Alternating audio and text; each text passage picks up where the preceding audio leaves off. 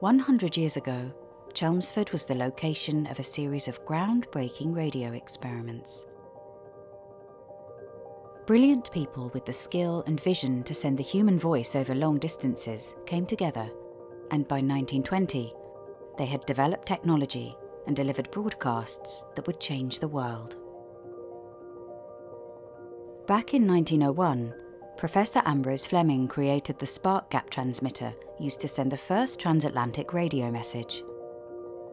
This groundbreaking test sent Morse code from Poldhu in Cornwall across the ocean to Canada.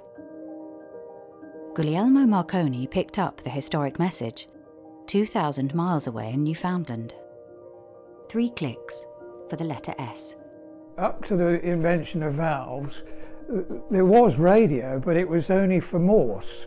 It involved using spark transmitters, and the spark transmitters basically produce a lot of sort of controlled interference. They're not suitable for speech.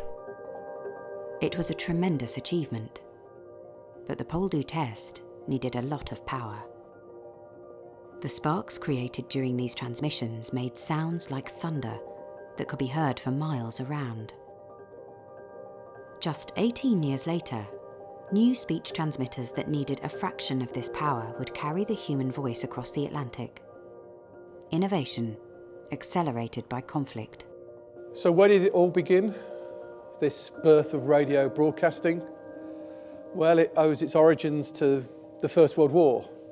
That tragic conflict that had destroyed nations and had destroyed the lives of some 20 million people had also done one other thing. It had driven technology ahead. It had driven the concepts of radio engineering and the science of the thermionic valve such that by 1919, a whole new science had been born. And it was after the war that this breakthrough happened, when 2 radio pioneers were brought together. Henry Joseph Round was Marconi's personal assistant and chief engineer, a war hero and a brilliant inventor. William Theodore Ditcham was the other, a gifted wireless engineer. In 1919, they started building a new high-powered transmitter, and it relied on their mastery of valves. When the valve came on the scene, they could use it in what is called an oscillator to produce vibrations, electrical vibrations, at the kind of frequency that they needed to produce these regular, continuous waves. A new panel set transmitter was designed using a range of high-powered valves named MT or Marconi-type valves.